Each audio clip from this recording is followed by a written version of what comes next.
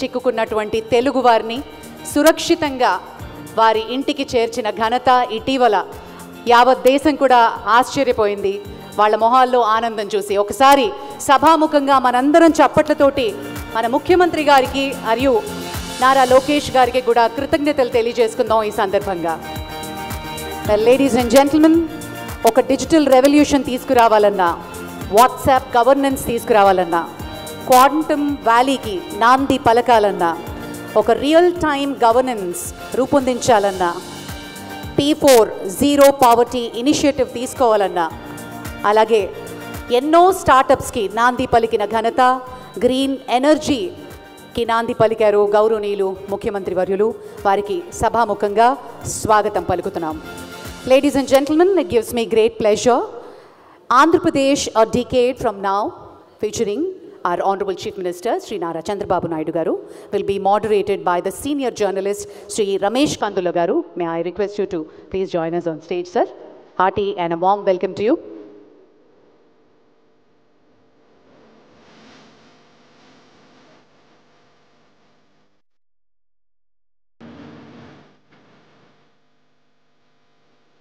So రాబోయే దశాబ్ద కాలంలో మన ఆంధ్రప్రదేశ్, మన అమరావతి ఇంకా ఎలా ఉండబోతోంది, దాన్ని రూపకల్పన ఎలా చేయబోతున్నారు అనే అంశాలపై శ్రీ రమేష్ కందుల గారు మోడరేషన్లో ఈ panel discussion. Over to you Ramesh గారు.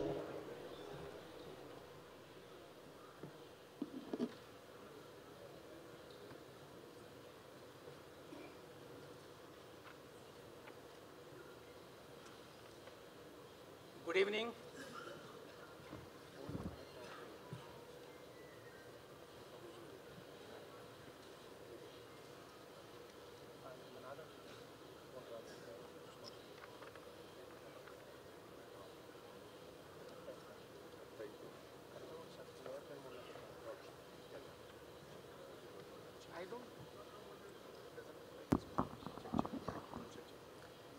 Mic test, check. Is it okay? Good evening everybody and welcome to this special session. భారతదేశ రాజకీయాల్లో లాంగ్ డిస్టెన్స్ రన్నర్ ఎవరంటే వెంటనే గుర్తుకొచ్చేది చంద్రబాబు నాయుడు గారి పేరు. 28 ఏళ్ల వయసులో ఎమ్మెల్యే అయ్యి 74 ఏళ్ల వయసులో 4వసారి సీఎంగా బాధ్యతలు నిర్వహించేటువంటి స్టామినా చాలా తక్కువ మంది రాజకీయ నాయకులకు ఉంటుంది. డెవలప్మెంట్ ఎజెండాతో రాజకీయాల్లో ఇన్నాళ్ల పాటు ప్రయాణం చేసినటువంటి నాయకుడు బహుశా భారతదేశంలో మరొకరు లేరు. ఏదో సెంటిమెంట్ని రగిల్చో, భావోద్వేగాలను రెచ్చగొట్టో రాజకీయం చేసే వాళ్ళకి చంద్రబాబు నాయుడు గారు పూర్తిగా భిన్నం. ఆయనలో నాకు విశిష్టంగా అనిపించేటువంటి లక్షణం ఏంటంటే ఎప్పటికప్పుడు కొత్తదనాన్ని ఆహ్వానించటం, కొత్త ఆలోచనలకి స్వాగతం పలకడం, వివిధ రంగాల్లో శరవేగంగా వస్తున్నటువంటి మార్పుల్ని అవగాహన చేసుకోవడం, అంతేకాదు ఆ మార్పుల్ని క్షేత్రస్థాయిలో అమలు చేయాలి అని తపన పడ్డం, పెద్ద ఆలోచన చేయడానికి భయపడకపోవటం.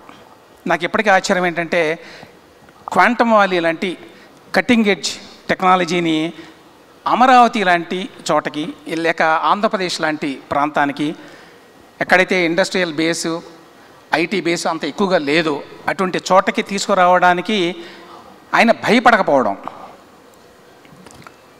ఇంకా విశేషం ఏంటంటే సమస్యలన్నీ భూతాల్లాగా చుట్టుమిట్టు ఉన్నా కూడా చూసి భయపడకపోవడం, కష్టాల సుడిగుండంలో ఉన్నా కూడా తీరం వైపే దృష్టిని పెట్టడం. ఇవాళ ఒక సమస్యల కూడల్లో ఉన్నటువంటి ఆంధ్రప్రదేశ్ని గట్టెక్కించడానికి తన అనుభవాలని, ఆలోచనల్ని ఏ విధంగా ఉపయోగించబోతున్నారో తెలుసుకునే ప్రయత్నం చేద్దాం. Thank you very much sir. Okay, thank you sir. ఈ సెషన్ థీమ్ ఏంటంటే looking head a decade from now. Next దశాబ్ద కాలంలో ఆంధ్రప్రదేశ్ ఎట్లా ఉండబోతోంది అని. ఆల్రెడీ మీరు స్వర్ణాంధ్ర విజన్ 2047 అని చెప్పి చేశారు. అంటే 22 ఏళ్ల తర్వాత భారతదేశానికి స్వాతంత్రం వచ్చి 100 ఏళ్ళు పూర్తవుతాయి అప్పటికి 2047కి. దానికి ఆల్రెడీ డాక్యుమెంట్ తయారు చేశారు గతంలో విజన్ 2020 లాగా. అయితే ఇప్పుడు అది చాలా దీర్ఘకాలికం కాబట్టి 10 ఏళ్లలో ఆంధ్రప్రదేశ్ ఎట్లా ఉండబోతోంది, ఆంధ్రప్రదేశ్ రూపురేఖలు ఎట్లా ఉండబోతున్నాయి, ఆర్థిక సామాజిక ముఖచిత్రం ఎట్లా ఉండబోతోంది, ప్రాధాన్యతలు ఏంటి ఈ 10 ఏళ్లకి? థ్యాంక్ యూ రమేష్ గారు. అందరికీ నమస్కారాలు. ఈరోజు మొట్టమొదటిసారిగా వేటు మీడియా ఫస్ట్ టైం ఒక రెవల్యూషనరీ కాన్సెప్ట్ రీజనల్ లాంగ్వేజెస్లో కానీ ఆన్లైన్ ప్లాట్ఫామ్స్ కానీ జనరల్గా ఢిల్లీలో ఇలాంటి కాన్క్లేవ్స్ పెడతారు, అందరూ స్టేక్ హోల్డర్స్ అందరినీ ఇన్వాల్వ్ చేస్తారు. అలాంటిది ఫస్ట్ టైం ఆంధ్రప్రదేశ్లో పెట్టినటువంటి రాజు గారిని మనస్ఫూర్తిగా అభినందిస్తున్నా. This is a unique concept. National లెవెల్లో మనం చేస్తే బ్రాడ్గా దేశానికంతా ఉపయోగపడుతుంది. ఒక రాష్ట్రంలో చేస్తే రాష్ట్ర ప్రజలకందరికీ ఒక అవగాహన వస్తుంది. ఇక్కడుండే స్టేక్ హోల్డర్స్కి అందరూ కూడా ఫస్ట్ టైం ఇక్కడికి ఇచ్చేసిన మిమ్మల్ని అందరినీ మనస్ఫూర్తిగా అభినందిస్తున్నా. ఈరోజు రమేష్ గారు ఒక క్వశ్చన్ అడిగాడు. 2047 విజన్ డాక్యుమెంట్. ఒక మాటలో చెప్పాలంటే విజన్ డాక్యుమెంట్ తయారు చేసిన దాంట్లో ఈ దేశంలో మొట్టమొదటిసారి నేనే ఉన్నాను. ఇప్పుడు కాదు, 2000 సంవత్సరంలో ఆ రోజు కంబైన్డ్ ఆంధ్రప్రదేశ్కి విజన్ 2020 తయారు చేశాను. అది చూసిన తర్వాత అబ్దుల్ కలాం గారు వచ్చి దేశానికి తయారు చేయడం కోసం ఏదైతే మీరు ఏ విధంగా చేసి అడిగినప్పుడు నేను ఆ డీటెయిల్స్ అన్ని వారికి ఇచ్చాను. అలాంటిది ఆ రోజు విజన్ 2020 మీరు చూస్తే ఈరోజు హైదరాబాద్కి ఎగ్జాక్ట్గా ఆ రోజు ఏదైతే చెప్పామో అవన్నీ జరిగే పరిస్థితి వచ్చింది. ఎప్పుడు కూడా ఒక విజన్ చెప్పడమే కాదు, ఆ విజన్ని సాధ్యం చేసే విధంగా మనం ప్రయత్నాలు కానీ దానికి కావలసినటువంటి వర్క్ చేయాల్సిన అవసరం ఉంది. ఈరోజు ప్రధానమంత్రి గారు వికసిత్ భారత్ 2047కి తయారు చేశారు. మనం స్వర్ణాంధ్రప్రదేశ్ 2047కి తయారు చేశాం. 2047కి ఒక చరిత్ర ఉంది. ఎగ్జాక్ట్గా మనకు స్వాతంత్రం వచ్చి 100 సంవత్సరాలు అవుతుంది. 100 సంవత్సరాల్లో మనం ఎక్కడుంటామో ఆ ప్రయత్నం చేయడం కోసమే ఈ విజన్ డాక్యుమెంట్ తయారు చేశాం. కొన్ని రాష్ట్రాలు కూడా తయారు చేశారు. అయితే ఇక్కడ ఇప్పుడే రమేష్ గారు అన్నట్టు 2047 ఎగ్జాక్ట్గా 22 ఏళ్ళే ఉంది. ఇదేదో 100 సంవత్సరాలు 200 సంవత్సరాల గురించి మాట్లాడడం లేదు. అందులో కూడా మళ్ళా వారు ఒక మాట అన్నారు, మీరు 22 ఏళ్ళు వదిలిపెట్టండి, 10 సంవత్సరాల్లో ఎక్కడుంటామని చెప్పమని చెప్పి వారు అడిగే పరిస్థితికి వచ్చారు. ఇక్కడ సమావేశాన్ని మిమ్మల్ని అందరినీ ఒకటే విజ్ఞప్తి చేస్తున్నాం. ఈరోజు మనం అందరం కూడా ఒక ఇన్స్పైరింగ్ టైంలో ఉన్నాం. 20 ఏళ్ళకు ముందు ఆలోచిస్తే ఒక గందరగోళం, కన్ఫ్యూజన్, భారతీయులు మనం ప్రగతి సాధిస్తామని అనుమానం, ప్రపంచంలో గుర్తింపు లేని పరిస్థితి. నేను గర్వంగా చెప్తున్నా, సంస్కరణలు ప్రవేశపెట్టింది మన తెలుగు బిడ్డ పివి నరసింహారావు గారు ప్రవేశపెట్టారు. ఈ దేశానికి ఒక దశ దిశ నిర్దేశించారు. అక్కడి నుంచి భారతదేశ చరిత్ర అన్స్టాపబుల్గా మారింది. ఈరోజు 11 సంవత్సరాలు ప్రధానమంత్రి నరేంద్ర మోడీ గారు 11వ ఆర్థిక వ్యవస్థని 4వ ఆర్థిక వ్యవస్థగా తీసుకొచ్చాడు. 2028కి 3వ అతిపెద్ద ఆర్థిక వ్యవస్థగా తయారవుతుంది. అదే సమయంలో నాకు అనుమానం లేదు, ఎర్నెస్ట్ అండ్ యంగ్ వీళ్ళందరూ కూడా ప్రొజెక్ట్ చేశారు. వాళ్ళ ప్రొజెక్షన్ ప్రకారం 2038కి భారతదేశం 2వ అతిపెద్ద ఆర్థిక వ్యవస్థగా తయారవుతుంది. నా కోరిక 2047కి భారతదేశం నెంబర్ 1 ఎకానమీగా తయారు కావాలి. అందులో ఈ నెంబర్ 1 ఎకానమీగా తయారు చేయడంలో తెలుగు వారి పాత్ర ప్రముఖంగా ఉండాలని ఆకాంక్షిస్తున్నా. ఇది జరుగుతుంది, రాసి పెట్టుకోమని మిమ్మల్ని అందరినీ కోరుతున్నా. ఇప్పుడే మన మిత్రులు అడిగినట్టు ఇక్కడ ఒకసారి చూస్తే నేను చాలా స్పష్టంగా ఏదో 22 సంవత్సరాలు అప్పటికేమవుతుంది అవన్నీ కాకుండా ఈరోజు మీరు చూసినప్పుడు ఇయర్ బై ఇయర్ తయారు చేశాం. Last year Andhra Pradesh growth rate ఇన్ని కష్టాలున్నా 12% గ్రో అయ్యాం. అయితే 12% కాదు, నేను అనుకోవడం 15% గ్రో కావాలనుకుంటున్నాం. అదే సమయంలో ఈ ఇయర్ ఫస్ట్ క్వార్టర్ 10.5% గ్రో అయ్యాం. ఏదైతే డబుల్ డిజిట్ గ్రోత్ సాధ్యమని చెప్పాం, ఇన్ని కష్టాల్లో సాధించాం. ఇది స్టెబిలైజ్ చేయగలిగితే ఇది రాబోయే రోజుల్లో పెద్ద కష్టం కాదని చెప్పి కూడా నేను మీకు తెలియజేస్తున్నా. ఈరోజు మీరు ఎప్పటికో చెప్తున్నారు ఇది 5 ఏళ్లలో ఏముంటుంది, 10 ఏళ్లలో ఏముంటుందని అడిగారు. ఈ 5 ఏళ్లలో మీరు చూస్తే 23, 24 14,22,094 కోట్ల రూపాయలు జిఎస్టిపి. అది 24-25కి 15,93,062 కోట్లు అయ్యాం. ఇది 28-29 మళ్ళీ నేను ఎన్నికలకు పోయే లోపల 29,29,402 కోట్ల రూపాయలు, అంటే డబల్, రెండింతలు ఇది పెరిగే అవకాశం ఉంది. 4 ఏళ్లలోనే 5 ఏళ్ళు మొత్తం కలిసి 5 ఇయర్స్ పీరియడ్లో డబల్. అదే సమయంలో 29,29,000 నుంచి 5 ఏళ్లలో 5 లక్ష, ఇది మొత్తం కలిసి 5,57,21,610 కోట్లు. అది అక్కడి నుంచి డబల్ అవుతుంది. అంటే ఈరోజు 22, 23, 24 ఎక్కడున్నాము 14 లక్షల నుంచి అది డబల్ రఫ్గా 29, అది డబల్ రఫ్గా 58 లక్షల ఆర్థిక వ్యవస్థగా ఆంధ్రప్రదేశ్ తయారు చేసే బాధ్యత ఈరోజు ఎన్డీఏ కూటమి తీసుకుంటామని చెప్పి మీ అందరికీ హామీ ఇస్తున్నా. సార్ 50 లక్షలు అంటే మామూలు విషయం కాదు. మామూలు 16 లక్షల్లో ఉన్నాం. ఇప్పుడు 50 లక్షలు 10 ఏళ్లలో అవ్వాలి. ఇప్పుడు దక్షిణాదిలో ఉన్న అన్ని రాష్ట్రాల్లో అతి తక్కువ పర్ క్యాపిటల్ ఇన్కమ్ ఆంధ్రప్రదేశ్కి ఉన్నది. తెలంగాణతో పోల్చినా, కర్ణాటకతో పోల్చినా, తమిళనాడుతో పోల్చినా చాలా తక్కువలో ఉన్నాం. అట్లాంటిది 50 లక్షల జిఎస్టిపి సాధించాలి. తలసరి ఆదాయం మీరు చూస్తే 2,66,995 రూపాయలు 23-24 ప్రస్తుతం ఉన్నది. ఇప్పుడు ఈ సంవత్సరం 24-25 2,98,058, 28-29కి 5,42,985 రూపాయలు.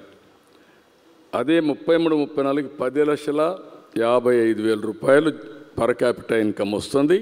మీరు రాసి పెట్టుకోండి. 34కి 33-34కి మీరు చెప్పేది ఆంధ్రప్రదేశ్లో ఉన్న ప్రతి ఒక్క వ్యక్తికి ఏడాదికి ఆదాయం యావరేజ్ సగటు ఆదాయం 10 లక్షల రూపాయలు, 10,55,000.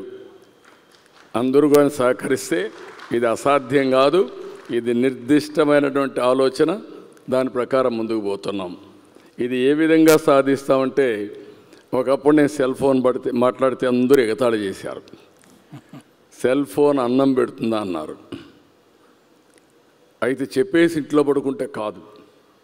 నేను ఆ రోజు సెల్ ఫోన్స్ రావాలని కోరుకొని టెలికమ్యూనికేషన్ సెక్టర్లో రెవల్యూషన్ రావాలని 2-3 ప్రైమ్ మినిస్టర్స్తో స్టార్ట్ చేశాను. విన్నారు కానీ వాడు సాధించలేకపోయారు. మొట్టమొదటిసారిగా వాజ్పేయి గారిని కన్విన్స్ చేస్తే, నేను ఆనాటి ఫైనాన్స్ మినిస్టర్ ఒక రిపోర్ట్ ఇస్తే ఆ రిపోర్ట్ బేస్ చేసుకొని డీరెగ్యులేషన్ తీసుకొచ్చారు టెలికమ్యూనికేషన్ సెక్టర్లో. ఇప్పుడు ప్రతి ఒక్కరికి నేను అందుకే నవ్వుతూ చెప్తా ఉంటాను, wife and husband, without wife husband నివసిస్తాడు, ఉండగలుగుతాడు. భర్త లేకపోయినా భార్య ఉండగలుగుతుంది. ఇద్దరు కూడా సెల్ ఫోన్ లేకపోతే ఉండలేరు. ఏ మీటింగ్లో చూసినా 5 నిమిషాలకు ఒకసారి వార్తలు చూసుకునే పరిస్థితికి వచ్చాం. ఇప్పుడు కూడా నేను పేపర్లు పెట్టుకొని చూసేది పోయి సెల్ ఫోన్లోనే చూసి చెప్పే పరిస్థితికి వస్తున్నాం. సార్, ఇప్పుడు మీరు చాలా అంబిషియస్ ప్రొజెక్షన్స్ ఇచ్చారు, 10 లక్షల రూపాయల సగటు ఆదాయం అని. యాక్చువల్గా ఇవాళ రాష్ట్ర ఆర్థిక పరిస్థితి సంతృప్తికరంగా లేదు. ఫిజికల్ స్ట్రెస్ చాలా ఎక్కువగా ఉంది. మీరు గ్రోత్ రేట్ మీద దృష్టి పెట్టారు ఆల్రెడీ. ఇప్పుడు 10.5% వస్తే సరిపోదని చెప్పి మొన్న మీటింగ్లో కూడా చెప్పారు. ఈ స్థాయిలో మనం పెరగాలంటే ఇంత తక్కువ సరిపోదు అని చెప్పి. మీరు ఎంత ఒత్తిడి తీసుకొచ్చినా కూడా డ్రమటిక్గా, ఒక నాటకీయంగా మనం అభివృద్ధిని సాధించాలి అంటే, డ్రమటిక్ గ్రోత్ కావాలి అంటే దానికి అవసరమైనటువంటి ఎకనామిక్ బేస్ మనకు ప్రస్తుతానికి రాష్ట్రంలో లేదు. ఈ పరిస్థితి నుంచి ఎట్లా బయటపడేది? ఎందుకంటే హైదరాబాదులో అభివృద్ధి మొదలైన తర్వాత, అంటే ఆ బేస్ వేయడం మొదలైన తర్వాత 10 నుంచి 15 సంవత్సరాలు పట్టింది హైదరాబాదు నిజంగా అభివృద్ధి చెందుతోంది అని చెప్పి ప్రతి ఒక్కళ్ళు గ్రహించడానికి. అప్పుడు కూడా 2002, 2003 ప్రాంతంలో ఈ కంప్యూటర్లు పెట్టారు, ఇది వీటి వల్ల ప్రయోజనమే ఉంది, వీటి వల్ల అభివృద్ధి ఏముంటుంది, ఇవి కడుపుకి తిండి పెడతాయా అని విమర్శించారు. అది ఎప్పుడు 2005 తర్వాత 2008, 9, 10 అప్పటికీ ఫలాలు వచ్చినాయి. సో ఇప్పుడు యాజ్ ఆఫ్ నౌ ఆంధ్రప్రదేశ్ యొక్క ఎకానమీ బేసు చాలా బలహీనంగా ఉంది. మీరు నెక్స్ట్ 4 ఏళ్లలో ఎంత కష్టపడినా, చాలా తీసుకొస్తున్నారు, ఇండస్ట్రీస్ చాలా తిరుగుతున్నారు, 9-10 ఏళ్లలో ఆ అభివృద్ధి ఫలాలని సాధించడం సాధ్యమయ్యే పనేనా? అంటే మీరు గుర్తుపెట్టుకోవాల్సింది, హైదరాబాద్లో ఫస్ట్ నేను ముఖ్యమంత్రి అవుతాను, జీతాలు ఇవ్వలేకపోయాను. 3 నెలలు జీతాలు ఇవ్వలేదు. అక్కడి నుంచి సంక్షేమ కార్యక్రమాలు కూడా ఆ రోజు ఇవ్వలేని పరిస్థితిలో అన్నీ కూడా రివ్యూ చేశాం. రివ్యూ చేసి కొన్ని కఠినమైన నిర్ణయాలు కూడా తీసుకొని 10 సంవత్సరాలు ఒక ఎకో సిస్టమ్ క్రియేట్ చేశాం. ఆ తర్వాత వచ్చిన, ఇప్పుడు మీరు అన్నారు, ఎగ్జాక్ట్గా 25 సంవత్సరాలు లేకుంటే 27 సంవత్సరాలు హైదరాబాద్ అభివృద్ధి. పబ్లిక్ పాలసీ ఎప్పుడు కూడా ప్రజలందరూ కానీ సహకరిస్తే, ఆ రోజు నేను ఐటీ గురించి మాట్లాడాను. ప్రతి ఒక్క ఇంటికి ఒక ఐటీ ప్రొఫెషనల్ ఉండాలని చెప్పాను. చదివిచ్చారు. చదివించిన తర్వాత హైదరాబాద్లో ఉద్యోగాలు వచ్చాయి. అక్కడి నుంచి విదేశాలకు వెళ్ళారు. కడాన నాదేళ్ల సత్య హైదరాబాద్ మైక్రోసాఫ్ట్లో పనిచేసి ప్రెసిడెంట్ అయ్యే పరిస్థితికి వచ్చాడు. అదొక చరిత్ర. దానికంటే ముఖ్యంగా ఈరోజు ప్రపంచంలో హైయెస్ట్ పర్ క్యాపిటా ఇన్కమ్ చూస్తే ఆ దేశస్తులు కాదు, ఇండియన్స్లో ఎవరు ఎక్కువ ఉన్నారని చూస్తే 30-35% తెలుగు వాళ్ళు. ప్రపంచంలో ఎక్కడికి పోయినా 30-35% తెలుగు వాళ్ళు. 20 ఏళ్లలో ప్రపంచంలోని హైయెస్ట్ పర్ క్యాపిటా ఇన్కమ్ వస్తే 10 ఏళ్లలో సాధించలేమంటే కరెక్ట్ కాదు. ఎప్పుడు కూడా సంకల్పం ఉండాలి, మెగా డ్రీమ్స్ ఉండాలి, అప్పుడే ఏదైనా సాధ్యం. అందుకే నేను చెప్పింది మీకు, ఎవ్రీ 15 డేస్కి ఒకసారి క్యాబినెట్ మీటింగ్ పెట్టాం. అదే సమయంలో ఎవ్రీ 15 డేస్కి ఎస్ఐపిబి మీటింగ్ పెట్టాం, ఎస్ఐపిసి మీటింగ్ పెట్టాం. ఈరోజు గర్వంగా చెప్పగలుగుతున్నాం, దగ్గర 10 లక్షల కోట్ల రూపాయల పెట్టుబడులు 15 నెలలు తీసుకొచ్చామంటే అది ఈ ప్రభుత్వం యొక్క పని విధానం చేసి నిరూపిస్తున్నాం. సార్, మీరు పెద్ద పెద్ద ఇండస్ట్రీస్ అవి తీసుకొస్తున్నారు. ఆర్సిలార్ మిత్తల్ వచ్చింది ఫర్ ఎగ్జాంపుల్, స్టీల్ ప్లాంట్ అనకాపల్లిలో. ఆ ప్లాంట్ పెట్టి అది ఆపరేషన్ స్టార్ట్ అయ్యి దాంట్లో ఉద్యోగాల కల్పన జరిగి దాని మీద ప్రభుత్వానికి ఆదాయం రావడానికి టైం పడుతుంది. 5 ఏళ్ళకోసారి ఎన్నికల టైంకి ఇవన్నీ పూర్తి కాకపోవచ్చు. అది అందరూ అనుకున్నంత సాధ్యంగా అన్ని companies. Kia for example, Kia మీరు 2017లో అనుకుంటాను తీసుకొచ్చారు, కానీ చివరికి అది ప్రొడక్షన్ స్టార్ట్ కావడానికి 2018 అయింది.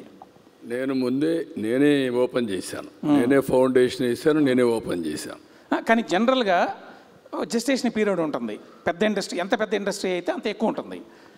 సో ప్రతిసారి ఏం జరుగుతుందంటే, మీరు ఎన్నికలు 5 ఏళ్లకోసారి జరిగితే మీరు వేసే ప్రణాళికలు 20 ఏళ్ళకి విజన్ 2020, లేకపోతే 22 ఏళ్ళకి 2047 ఇప్పుడు ఇట్లా ఉండటం వల్ల ఏమవుతుందంటే రాజకీయంగా నష్టం జరిగే అవకాశం ఉంటుంది. ఎందుకంటే ఆ ఫలాలు వెంటనే కనిపించవు కాబట్టి 4 ఏళ్లలో. మీ అనుభవంలో ఆల్రెడీ మీరు ఆ అనుభవాలన్నీ దాటుకొని వచ్చారు. సో మీకు ఏమనిపిస్తుంది, ఈ లాంగ్ టర్మ్ వ్యూ తీసుకుంటే నష్టం జరుగుతోంది రాజకీయంగా అనే భావన ఉన్నదా? రెండు ఉన్నాయి. ఒకటి స్టేట్ సమాజం, రెండోది రాజకీయ ప్రయోజనాలు. భారతదేశంలో సంక్షేమం అభివృద్ధి పేర్లగా తీసుకుపోవాల్సిన అవసరం ఉంది. ఒకదాన్ని వదిలిపెడితే ఇంకోటి చేయలేం. అందుకే నేను ఆలోచించింది సూపర్ 6 చెప్పాం. ఈరోజు చెప్పిన మాట ప్రకారం సూపర్ 6 ఇచ్చాం. అభివృద్ధి కోసం వినూత్నంగా ఆలోచించాం. అందుకే క్యాపిటల్ ఎక్స్పెండిచర్ తగ్గలేదు, క్యాపిటల్ ఎక్స్పెండిచర్ పెంచాం. రెండు సమాంతరంగా తీసుకుపోతూ సమర్థత పెంచి ఎక్కడికక్కడ లాస్ట్ ఇయర్ 12%, ఈసారి 12% ప్లస్ తీసుకురావడానికి మేము 17 అనుకుంటున్నాం. కనీసం 13-14% తీసుకొస్తాం. అంటే నేనేమంటున్నానంటే ఇక్కడ మనం సమాజం గురించి ఆలోచించాలి. నేను రాజకీయాలే ఆలోచించుంటే హైదరాబాద్ సిటీ అభివృద్ధి అయ్యేది కాదు. నేను రాజకీయం ఆలోచించుంటే పవర్ సెక్టర్ రిఫార్మ్స్ తెచ్చేవాడిని కాదు. ఎప్పుడు కూడా లీడర్ అనేవాళ్ళు వినూత్నంగా ఆలోచించి అవసరమైతే భావితరాల భవిష్యత్తు కోసం పనిచేస్తేనే అప్పుడే సాధ్యమవుతాయి. అందుకే ఒకప్పుడు తీసుకున్న నిర్ణయాలన్నీ ఈరోజు ఫలితాలు వచ్చాయి. మీరు చెప్పిన దాని ప్రకారం 95లో నేను సీఎం అయ్యి చాలా కఠిన నిర్ణయాలు తీసుకున్నాను. 99లో మళ్ళా గెలిపించారు. 2004లో నన్ను ఎవరు ఓడించలేదు. నేను ఆ రోజు ఒక తపన ఏదో చేసేయాలని ఆలోచించాను. రెండు బ్యాలెన్స్ చేయలేకపోయాను. భవిష్యత్తులో ఎవ్వరికి అనుమానం అవసరం లేదు. బ్యాలెన్స్ చేసుకుంటూ సంపద సృష్టించడమే కాదు, ఆ సంపదను మళ్ళీ అర్హులందరికీ అందజేస్తూ ఎకానమీ బిల్డప్ చేసే బాధ్యత ఈరోజు కూటమి ప్రభుత్వం తీసుకుంటున్నాం. సంపద సృష్టిస్తారనే దాంట్లో అనుమానం లేదు. ఆ సృష్టి జరిగిన తర్వాత కూడా మీరు కొనసాగుతారా లేదా అనేది అనుమానం. బట్ నీకు అనుమానం అవసరం లేదు. నువ్వు 95లో ఉన్నావు, 99 ఎలక్షన్ చూసావు. ఈరోజు నరేంద్ర మోడీ గారు 11 సంవత్సరాలుగా మూడో ఎలక్షన్ అయ్యింది. 4వ ఎలక్షన్ కూడా రాసి పెట్టుకోండి.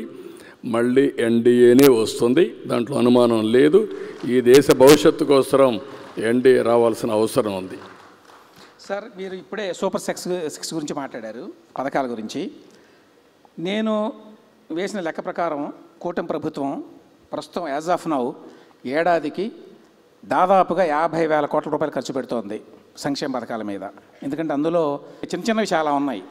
నేను చెప్పేది పెద్ద స్కీములు, ఎస్పెషల్లీ ఎన్టీఆర్ భరోసా అదొకటే దాదాపుగా 30,000 కోట్లు అవుతుంది, 33,000 కోట్లు అవుతుంది ఏడాదికి. ఇది కాకుండా ఇంకా 2-3 స్కీములు మీరు ప్రవేశపెడతామని చెప్తున్నారు. అవి కూడా ప్రవేశపెడితే ఈ బడ్జెట్ అంటే సంక్షేమ బడ్జెట్ 1,00,000 కోట్లకు వెళ్ళేటువంటి అవకాశం ఉంది.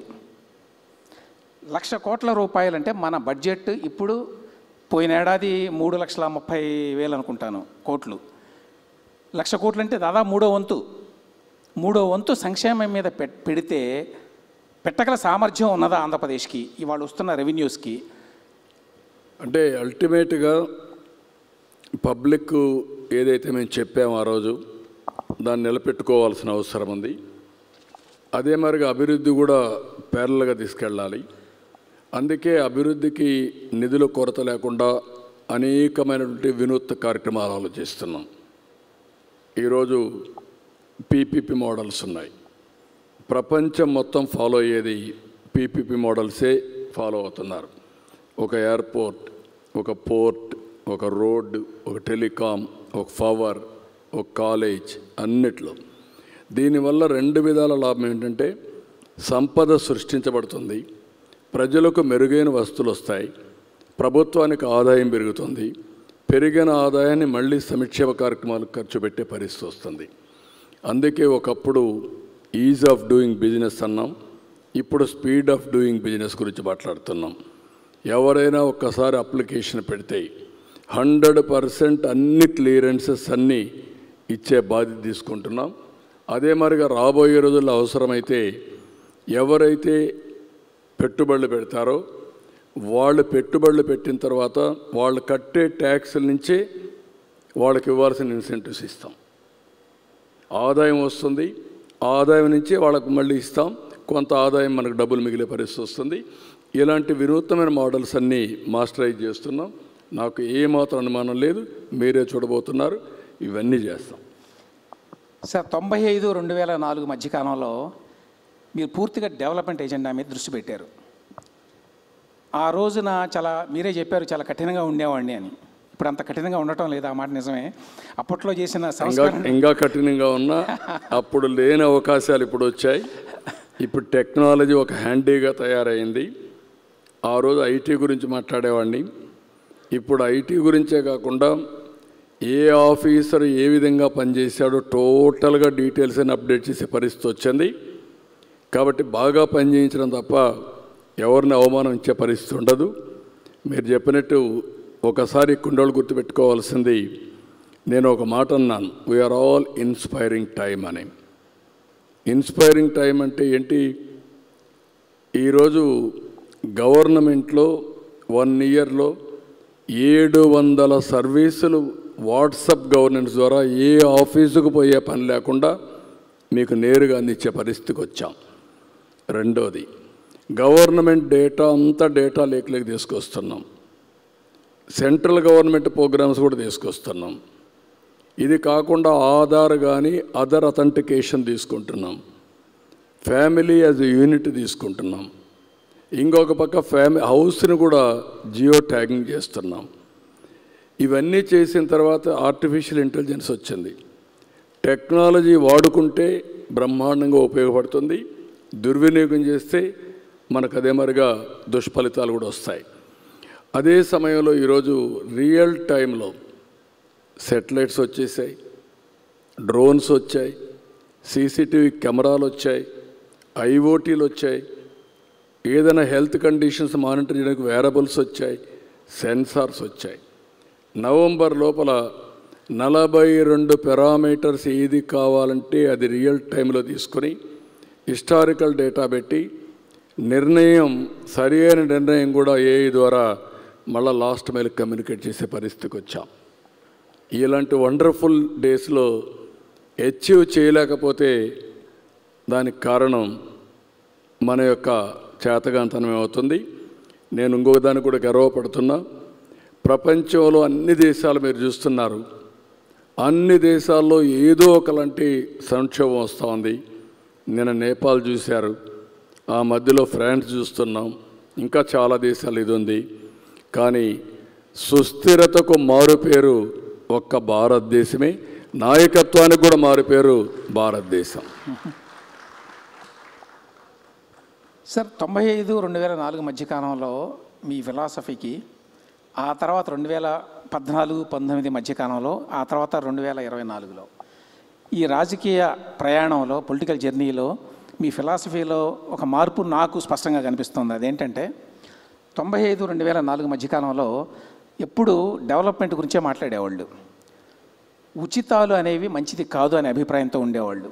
ఆ రోజున ప్లెయిన్ స్పీకింగ్లో కూడా మీ అభిప్రాయాలని చాలా నిర్మహమాటంగా కుండ బద్దలు కొట్టినట్టు చెప్పారు. కానీ 2014 వచ్చే నాటికి డెవలప్మెంట్తో పాటు సంక్షేమం కూడా ఉండాలి, ఈ రెండింటిని బ్యాలెన్స్ చేయాలి అన్నారు. 2024 వచ్చేసరికి సంక్షేమం కోసం కాదు, అది ఎంపవర్మెంట్, అది ఎనేబులింగ్ మెజర్గా ఉండాలి. ఊరికి సంక్షేమం అంటే ఉచితంగా ఏదో ఉచితాలు ఇవ్వడం కాదు అని అన్నారు. ఈ మార్పుకి కారణం ఏంటి?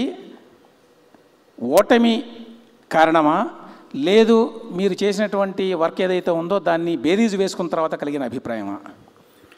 నేను ఒక ఎకనామిక్ స్టూడెంట్ని. ఈ దేశంలో గర్వంగా చెప్పగలిగేది 91లో ఆర్థిక సంస్కరణలు వస్తే 95లో సెకండ్ జనరేషన్ రిఫార్మ్ స్టార్ట్ చేసింది నేనే. బోల్డ్గా స్టార్ట్ చేశాను. ఈ దేశంలో చాలామంది ఆర్థిక సమస్యల గురించి మాట్లాడలేదు. కానీ ఆ రోజు నేను చెప్పి ఇక్కడ మాట్లాడమే కాదు, ఫస్ట్ టైం దావోస్కు కూడా వెళ్ళి మేము ప్రపంచంలో ఎవరికంటే తక్కువ కాదు, మా దేశానికి రండి, పెట్టుబడులు పెట్టమని ఆహ్వానించాను. ఇలాంటివన్నీ చేశాం.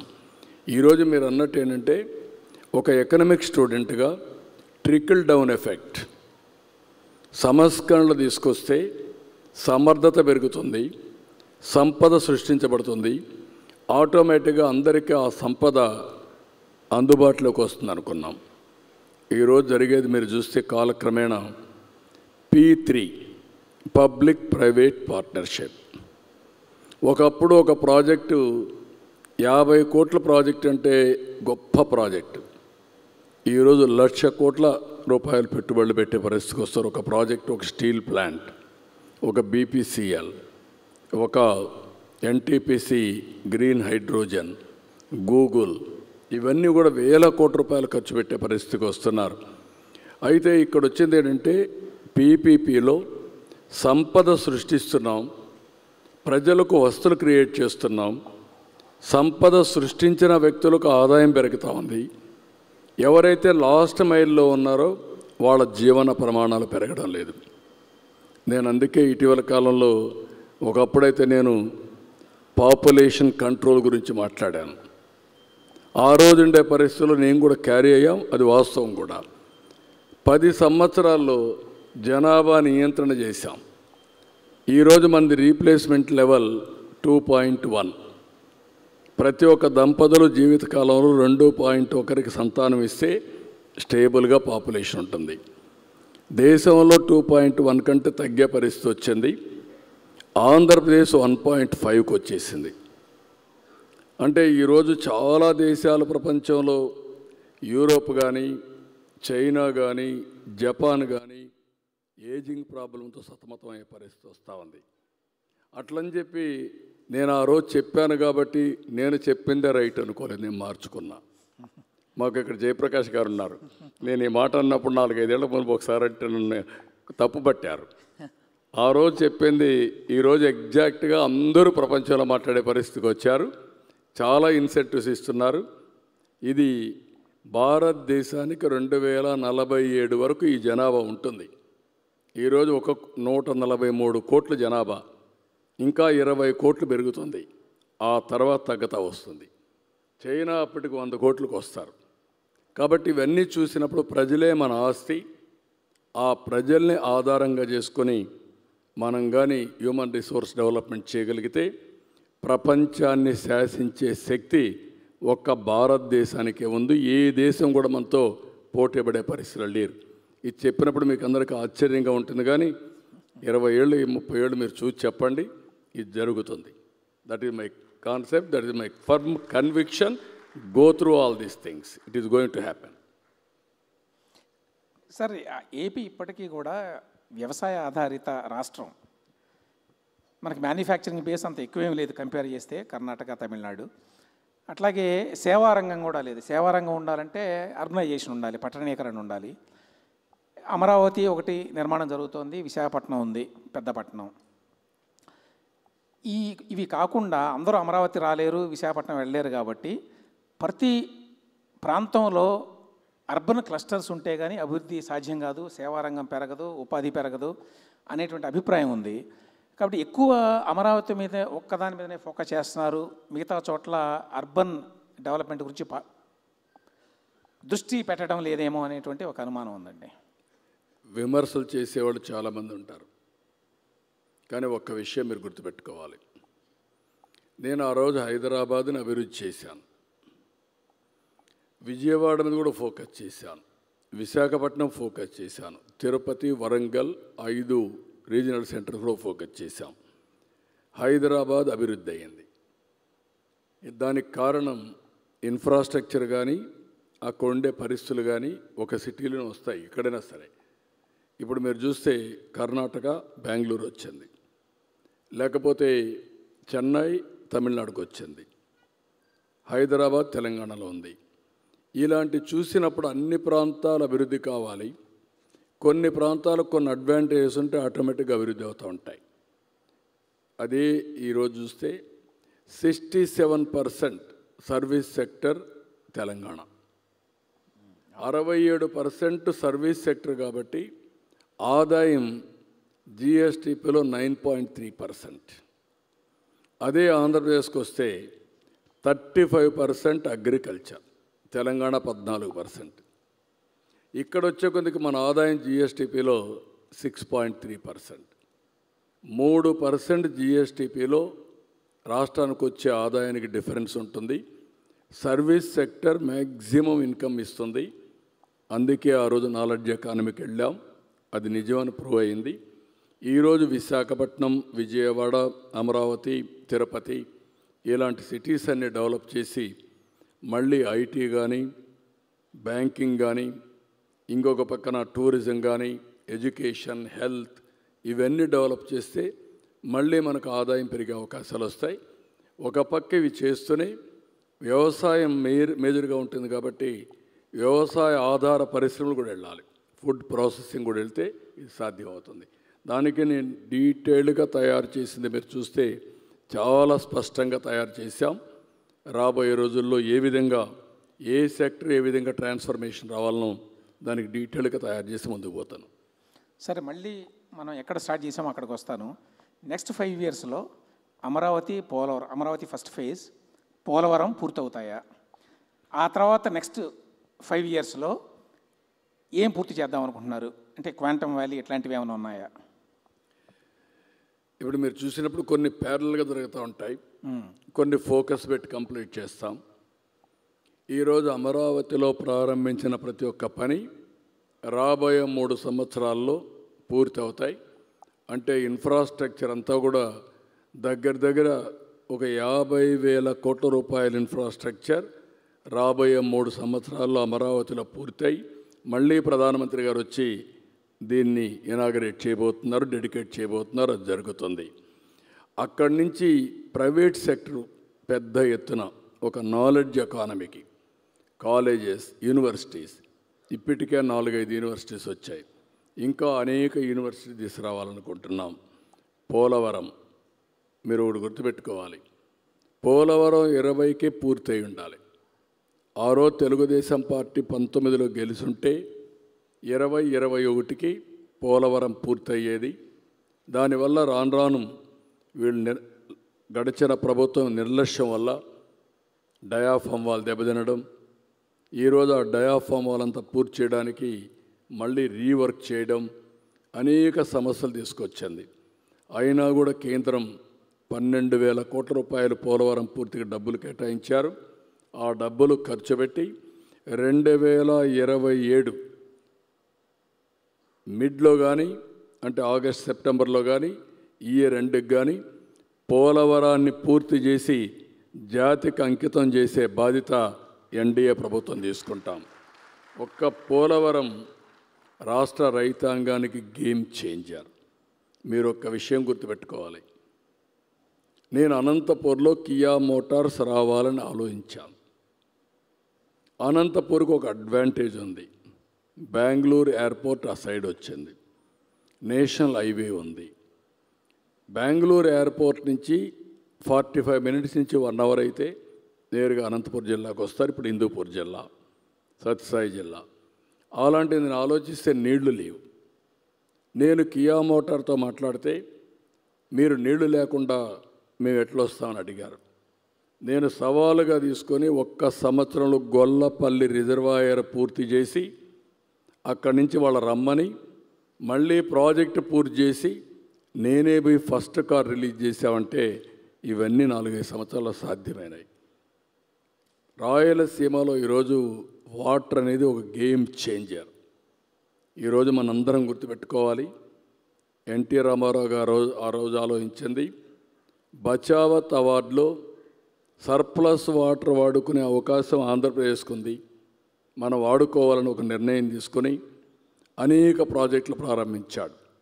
నగరి, గాలేరు, తెలుగు గంగ, హంద్రి, నీవా ఇలాంటి అన్ని ప్రాజెక్టులు ప్రారంభించాడు. కానీ ఈరోజు ఆ ప్రాజెక్టులన్నీ పూర్తి చేసి రాయలసీమని రతనాల సీమగా చేసే అవకాశం ఈరోజు ఎన్డీఏ ప్రభుత్వానికి వచ్చింది. అది చేస్తున్నాం.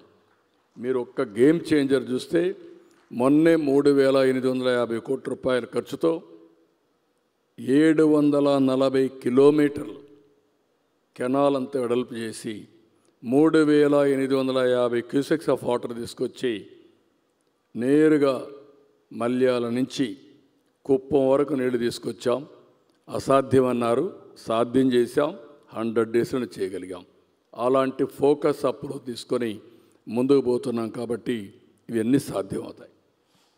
ఈ 2029 ఎన్నికల నాటికి పూర్తవుతాయని చెప్తున్నారు. అమరావతి, పోలవరం అంటే అమరావతి నెవర్ ఎండింగ్. అది ఫస్ట్ ఫేజ్ అండి. ఇన్ఫ్రాస్ట్రక్చర్ పూర్తి అవుతుంది. చాలామంది వచ్చి ఇది చేస్తారు. ఇప్పుడు హైదరాబాద్ నగరం ఏ విధంగా అయితే అభివృద్ధి అవుతూ ఉంటుందో ఇది కూడా అభివృద్ధి అవుతూనే ఉంటుంది. ఆ తర్వాత 5 ఇయర్స్లో ఉన్న టార్గెట్స్ ఏంటి? ఇప్పుడు క్వాంటమ్ వ్యాలీ అని చెప్పి మొదలుపెట్టారు. దాని వెనక ఐడియా ఏంటండి? అంటే ఎప్పటికి పూర్తవుతుంది, దాని యొక్క ఫలాలు ఎప్పటికి వస్తాయని? ఇప్పుడు చాలామంది నేను హైటెక్ సిటీ అంటే ఆ రోజు హైటెక్ సిటీ అవసరమా అన్నారు. ఆ రోజు హైటెక్ సిటీ ప్రారంభించి అదే సమయంలో అక్కడ డబ్బులు కూడా ఎక్కడి నుంచి వస్తాయన్నారు. నేను పెట్టలా దానికి. అక్కడ ల్యాండ్ ఉంది, ల్యాండ్ ఇచ్చాను. ఎల్ఎన్టీని రమ్మన్నాం, ఒక బ్యూటిఫుల్ టవర్ కట్టమన్నాం పీపీపీ మోడల్లో. అది కట్టారు. ఐటీని ప్రమోట్ చేశాను. ఈరోజు మనం చేసింది quantum mission government of India ప్రారంభించారు 2023లో.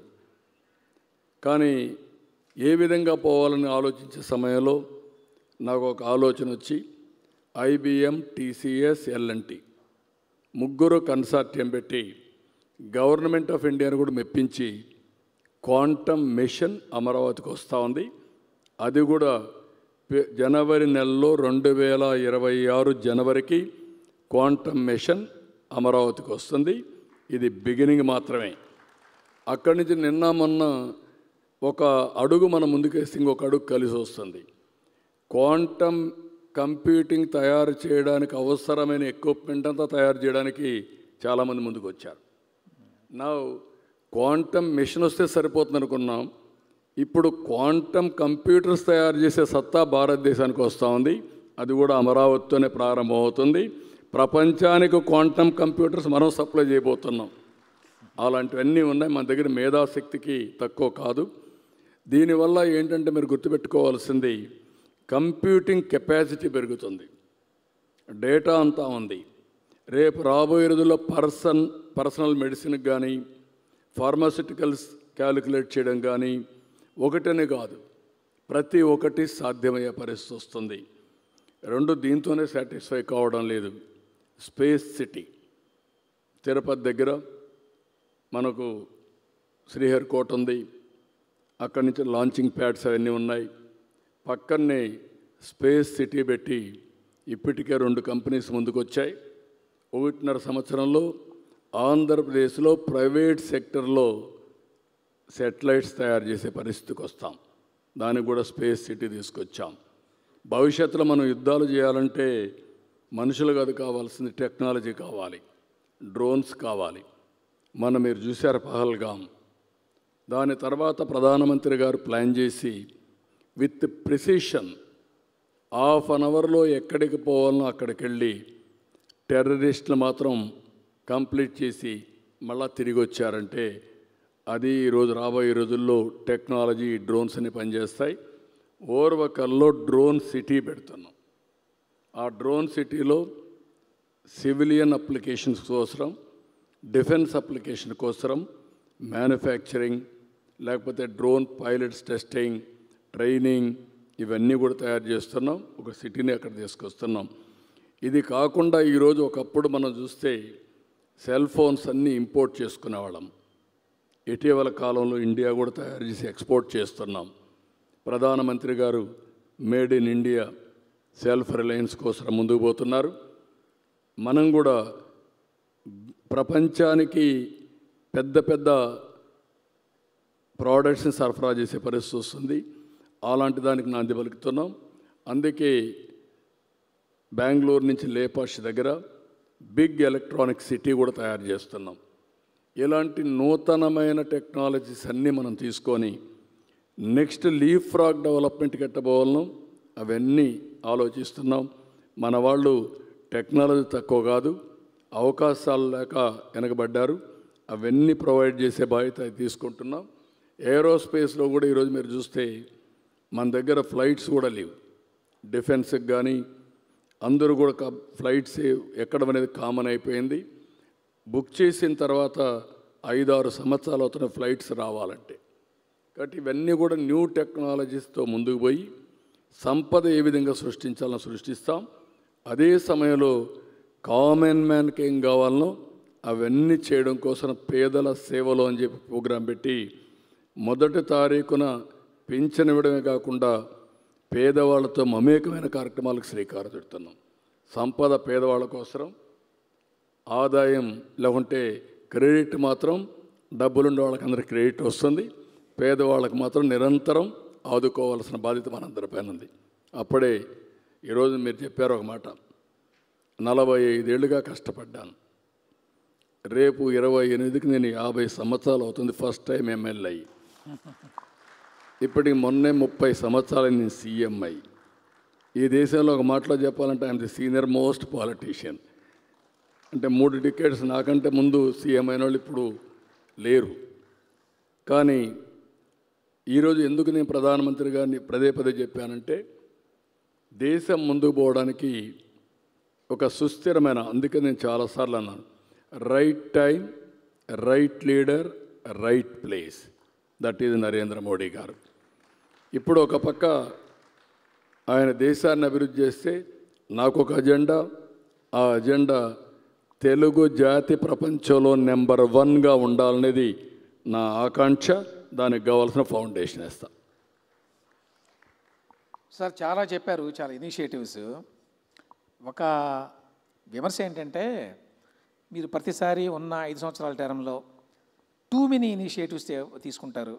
క్వాంటమ్ కంప్యూటింగ్ అంటున్నారు, క్వాంటమ్ వ్యాలీ అంటున్నారు, డ్రోన్స్ అంటున్నారు. డ్రోన్ కార్పొరేషన్ కూడా పెట్టారు లాస్ట్ టైం యాక్చువల్గా. ఆ తర్వాత మధ్యలో ఎటు పోయిందనుకోండి.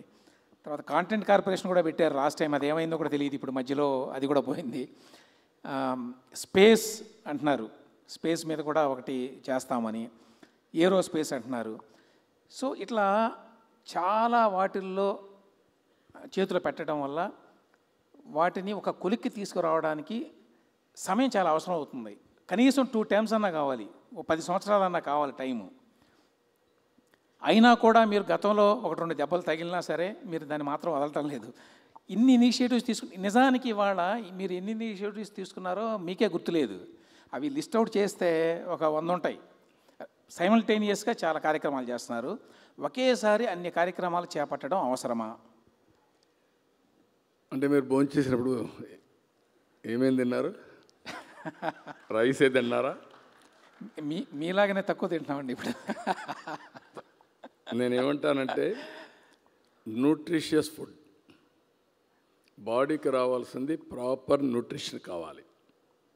ఆ న్యూట్రిషన్లో మైక్రో న్యూట్రియంట్స్ ఉన్నాయి, అన్నీ ఉంటేనే బాడీ కూడా పనిచేస్తుంది. సొసైటీలో కూడా డిఫరెంట్ క్యాలిబర్ ఉండే ఇండివిజువల్స్ ఉన్నారు. అవకాశాలు అందిపుచ్చుకోగలిగితే ఏదైనా సాధ్యం. అగ్రికల్చర్ని లాజికల్గా తీసుకెళ్ళాలి, ఇండస్ట్రీని లాజికల్గా తీసుకెళ్ళాలి, సర్వీస్ సెక్టర్ని లాజికల్గా తీసుకెళ్ళాలి. ఇవన్నిటికీ మళ్ళీ ఇంటిగ్రేషన్ టెక్నాలజీ ఎక్కడికక్కడ. ఆ రోజు నేను హైదరాబాద్లో ఉన్నప్పుడు మీరు అన్నారు ఒక మాట, 9 సంవత్సరాలు నేను సమాంతరంగా అన్నీ తీసుకెళ్ళాను. దాని ఫలితాలు ఈరోజు ప్రజలు అనుభవించే పరిస్థితికి వచ్చారు. కేంద్రం కానీ రాష్ట్రం కానీ ఇది కంటిన్యూస్ ప్రాసెస్. ఇది మేము ఒకసారి పాలసీ తీసుకొచ్చినప్పుడు ఆ పాలసీని అందిపుచ్చుకున్న వాళ్ళు ఆకాశమే హద్దుగా ఎదిగే పరిస్థితి వస్తారు. అందుకని ఇవన్నీ తీసుకొస్తున్నాం. ఇందులో కూడా నేను ఫోకస్ చేయాల్సింది పీపుల్ సెంట్రిక్. మళ్ళీ పేద ప్రజల్ని సెంటర్ చేసుకుని వాళ్ళని ఎంపవర్ చేయడంలో ఎక్కడికక్కడ ఏమేం చేయాలో అవన్నీ కూడా వర్కౌట్ చేస్తాం. సరే, ఈ మధ్యకాలంలో కొంచెం వివాదాస్పదమైన 2 అంశాల గురించి అడుగుతాను. ఒకటి, అమరావతి 2వ దశ కోసం మళ్ళీ భూసేకరణ చేయాలని చెప్పి ఒక ప్రపోజల్ ప్రభుత్వం ఆమోదించింది. మొదటి దశ నిర్మాణానికే చాలా చిక్కులు వచ్చినాయి, చాలా ఇబ్బందులు వచ్చినాయి. ఇవన్నీ అయిన తర్వాత ఇప్పుడు మళ్ళీ అందుకుంది. అది మీరు అన్నట్టు ఫస్ట్ ఫేజ్ పూర్తి కావడానికే ఈ 3-4 ఏళ్ళు పడుతుంది. అది నిరంతరంగా కొనసాగేది. ఈ సందర్భంలో మళ్ళీ ఇప్పుడు రెండో విడత భూసేకరణ కోసం వెళ్ళడం అనేది అనవసరంగా చిక్కుల్లో పడటమే అనేది చాలామంది ఉద్దేశం. మీరు ప్రధానమైన ఆలోచన ఏంటి దీని వెనక? మీరు గుర్తుపెట్టుకోవాల్సింది ఏంటంటే,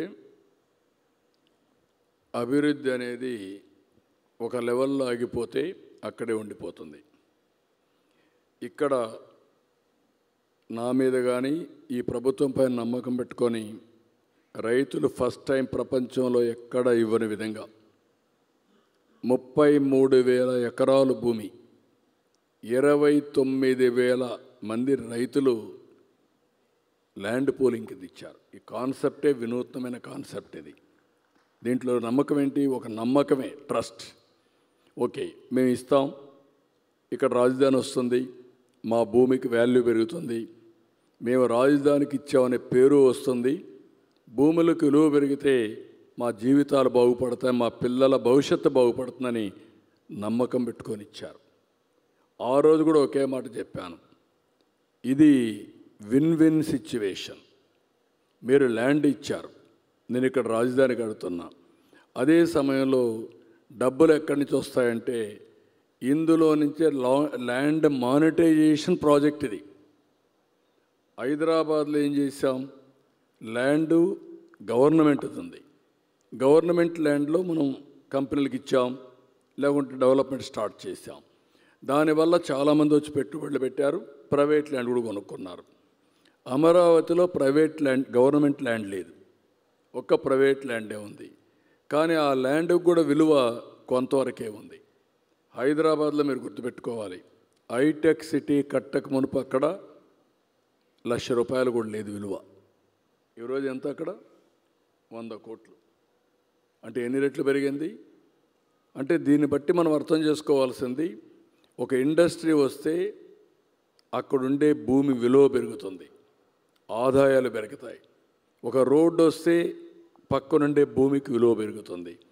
ఒక ఎయిర్పోర్ట్ వచ్చినా, ఒక కాలేజ్ వచ్చినా పెరిగే పరిస్థితి వస్తుంది. ఈరోజు అమరావతిలో ఏదైతే ఉన్నారో రైతులకు అన్యాయం జరిగే పరిస్థితి, ఎట్టి పరిస్థితి రానేను. ఇక్కడ చేస్తూనే ఇక్కడికే నేను పరిమితం అయితే రేపు రాబోయే రోజుల్లో అది ఒక చిన్న మున్సిపాలిటీగానో బెస్ట్ మున్సిపాలిటీగా తయారయ్యే పరిస్థితి వస్తుంది. ఈరోజు హైదరాబాద్ ఎందుకు మహానగరం అయింది? ఒకప్పుడు హైదరాబాద్, సికింద్రాబాద్ 2 సిటీలు, పక్కన 9 మున్సిపాలిటీలు. ఈరోజు దాన్ని కలుపుతూ ఒక ఔటర్ రింగ్ రోడ్ వేసి ఒక సైబరాబాద్ నిర్మాణం చేశాం. ఇప్పుడు అది ఒక మహానగరంగా తయారయ్యే పరిస్థితి వచ్చింది. ఇప్పుడు కూడా గుంటూరు, విజయవాడ, తెనాలి, ఇక్కడుండే విలేజెస్ అన్నీ కలిస్తేనే ఇది ఒక మహానగరంగా తయారవుతుంది. అది ఎప్పటికీ తయారవుతుంది అనేది ఒక విషయం అయితే, ఇక్కడ ఏ రైతుకు నష్టం రానియకుండా వాళ్ళందరికీ వాళ్ళ భూమి విలువే కాకుండా ఇక్కడుండే ప్రజల భవిష్యత్తు బంగారు భవిష్యత్తు చేసే బాధ్యత ఈ ప్రభుత్వం రెస్పాన్సిబిలిటీ తీసుకుంటాం.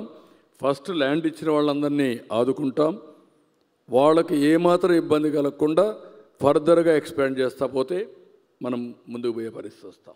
అది కాకపోతే నేను అక్కడనే ఆగేస్తే ఎవరో విమర్శించారని రైతులు ముందుకు వస్తున్నారు, కానీ ఇక్కడ అనుమానాలు క్రియేట్ చేస్తున్నారు.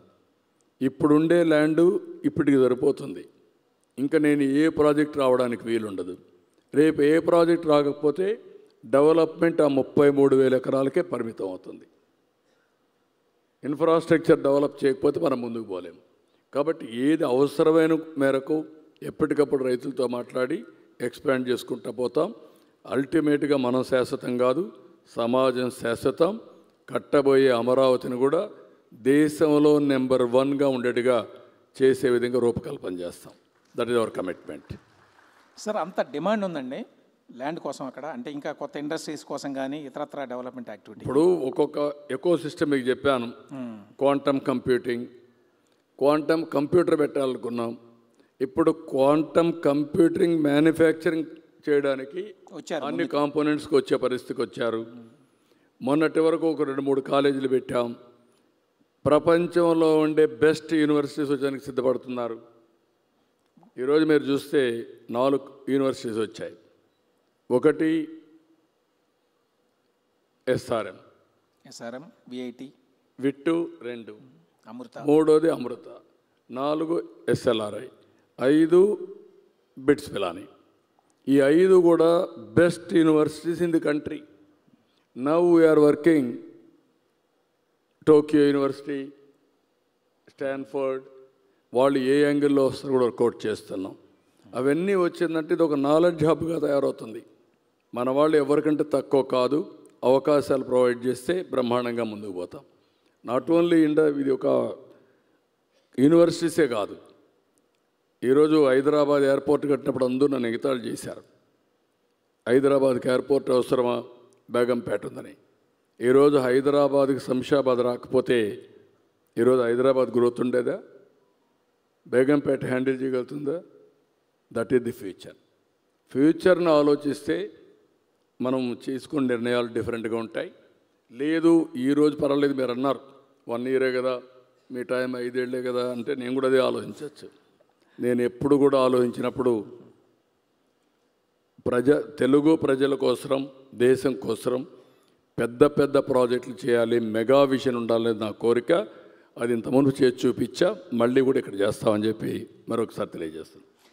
సార్, రెండో ఇష్యూ ఏంటంటే పోలవరం అనేది చాలా పెద్ద ప్రాజెక్టు, అనేక ఇబ్బందులు నడుస్తోంది, ఎట్టకేలకి పూర్తి అయ్యేటువంటి దశకు వచ్చింది. అయితే ఈ సందర్భంలో మళ్ళీ ఇప్పుడు బనకచెర్ల ప్రాజెక్టుని చేపడుతున్నారు. చాలా భారీ ఎత్తున 80,000 కోట్ల రూపాయలు అంటున్నారు ఖర్చు కూడా. అది అవసరం ఉందని కొంతమంది, లేదని కొంతమంది, ఈ డిబేట్ కూడా జరుగుతోంది. పక్కనున్న రాష్ట్రంలో జరిగినటువంటి గొడవ వల్ల పెద్ద ప్రాజెక్టు కడితే భారీ ఎత్తున డబ్బులు ఖర్చు పెడితే అదంతా వృధా అనేటువంటి ఒక అభిప్రాయం కూడా వచ్చింది చాలామందిలో. ఆ నేపథ్యంలో ఈ ప్రాజెక్టు కట్టాలని ఎందుకు అనుకుంటున్నారు? ఆ ఆలోచన సాగుతోందా? నేనేమన్నానంటే ఇప్పుడు 2 విషయాలు మనం గుర్తుపెట్టుకోవాలి. ఎగ్జాక్ట్గా 30 సంవత్సరాల కంటే ముందు రాయలసీమ నేను చూశాను.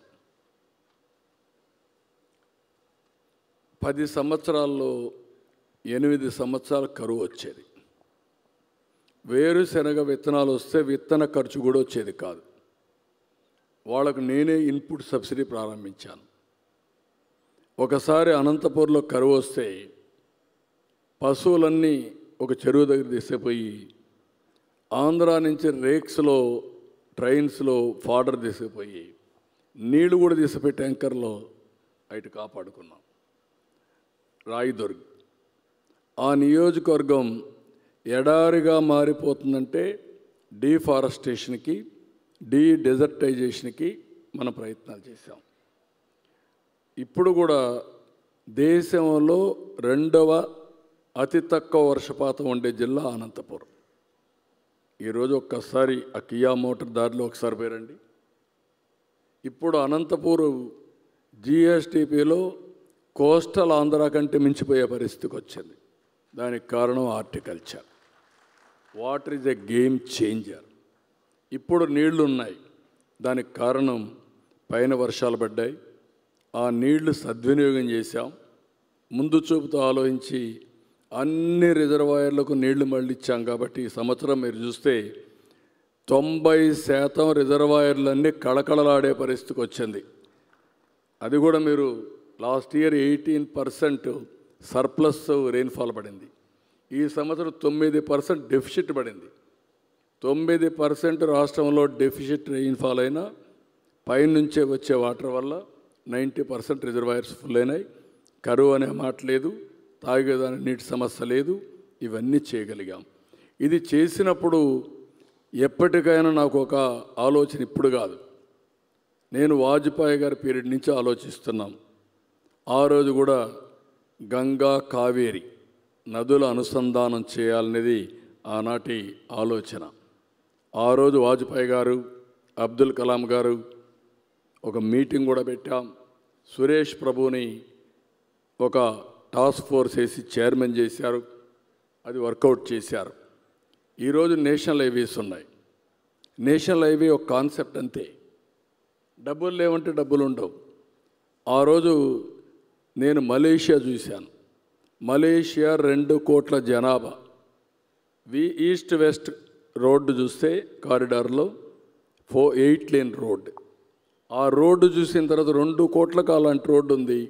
120 కోట్ల జనాభాకు మనకు రోడ్డు లేదని వాజ్పేయి గారి దగ్గర మాట్లాడితే ఆయన కూడా కన్విన్స్ అయ్యి ఫస్ట్ బిట్ వేసింది Nellore to Chennai proof of concept. అది సక్సెస్ అవుతానే గోల్డెన్ క్వాడ్రిలేటరల్ రోడ్ వచ్చింది. ఈరోజు ఏ ఊరికి చూసినా వరల్డ్ క్లాస్ రోడ్స్ వచ్చాయంటే that is where PPP model. మీరు చిన్న నీళ్లు లేకపోయినా పర్వాలేదు, లేకపోతే రోడ్డు లేకపోయినా పర్వాలేదు, ఇక్కడే ఉంటామంటే మనం ఇక్కడే ఉంటాం. ఇప్పుడు బనకచెర్ల కూడా ఇంకోటి కూడా వాళ్ళు కూడా నేనేమన్నానంటే ఎవరికి ఇబ్బంది లేదు. సర్ప్లస్ వాటర్, సముద్రంలోకి పోయే నీళ్లు ఎవరు వాడుకున్న నష్టం లేదు. తెలుగు వాళ్ళందరూ వాడుకోవాల్సిన అవసరం ఉంది. వాళ్ళు అక్కడ గోదావరి పైన నీళ్ళన్నీ వాడుకోవచ్చు. కృష్ణాలో ఉండే నీళ్ళు ఎట్లా వాటర్ కొంతవరకు ఇచ్చుకున్నాం. అదే సమయంలో ఇలాంటి ఒకసారి వరదలు వచ్చినప్పుడు వాళ్ళు కూడా రిజర్వాయర్స్ ఉంటే వాళ్ళు కూడా ఫిలప్ చేసుకోవడం కరెక్ట్ అయిన ఆలోచన. డబ్బులు ఎక్కడి నుంచి వస్తాయి సార్? అంటే సంపద సృష్టించాలంటే పెట్టుబడి పెట్టాలి. ఈరోజు మొత్తం వీళ్ళు ఉన్నారు, పెద్ద పెద్ద ఇండస్ట్రీస్ పెడుతున్నారు. సొంత డబ్బులు పెడుతున్నారా? పెట్టుబడులు తీసుకుంటున్నారు, బ్యాంకుల్లో తీస్తున్నారు, పెట్టుబడి పెడుతున్నారు, ఆదాయాన్ని సంపాదిస్తున్నారు, తిరిగి పే చేస్తున్నారు, ఆస్తులు సృష్టిస్తున్నారు. రేపు కూడా అంతే.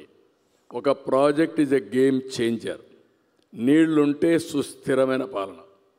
ఈరోజు మీరు గుర్తుపెట్టుకోండి, రాయలసీమలో కానీ నీళ్లు ఇవ్వగలిగితే, ప్రతి ఎకరాకు నీళ్లు ఇవ్వగలిగితే దేశంలోకెల్లా నెంబర్ 1 ప్రాంతం ఏదంటే దానికి చిరునామాగా రాయలసీమ ఉంటుంది. ఇది నా యొక్క విజన్ అనుకోండి. లేదంటే ఇట్ ఈజ్ ఎగ్జాక్ట్గా it is going to happen. Sir మరొకటి, మీరు చాలా చిన్న చిన్న విషయాలు ఆలోచిస్తే మీరు అక్కడే ఉంటారు. ఓకే, వదిలిపెట్టాలి మీ మైండ్లో. ఇప్పుడు మిట్టలు వచ్చాడు, మిట్టలు వచ్చి నేను 1,00,000 కోట్లు స్టీల్ ప్లాంట్ పెడతా అన్నాడు. అక్కడితో నేను వదిలిపెట్టలేదు. ఆయన 1,00,000 కోట్లు పెట్టి స్టీల్ ప్లాంట్ పెడతానంటే అతను కొన్ని కోరికలు చెప్పాడు నాకు. నేను అక్కడి నుంచి ఐరన్ ఓర్ తేవాలి. ఐరన్ ఓర్ తేవాలంటే ఎన్ఎండిసి మాకు పర్మిషన్ ఇవ్వాలి. అది కానీ లారీల్లో తేవాలంటే నాకు చాలా సమయం పడుతుంది. మీరు ప్రధానమంత్రి గారికి చెప్పి ఒప్పించి పైపులో స్లర్రీ తీసుకొస్తే అక్కడ స్లర్రీ వదిలిపెడితే వీళ్ళ ఫ్యాక్టరీ దగ్గరికి వస్తుంది.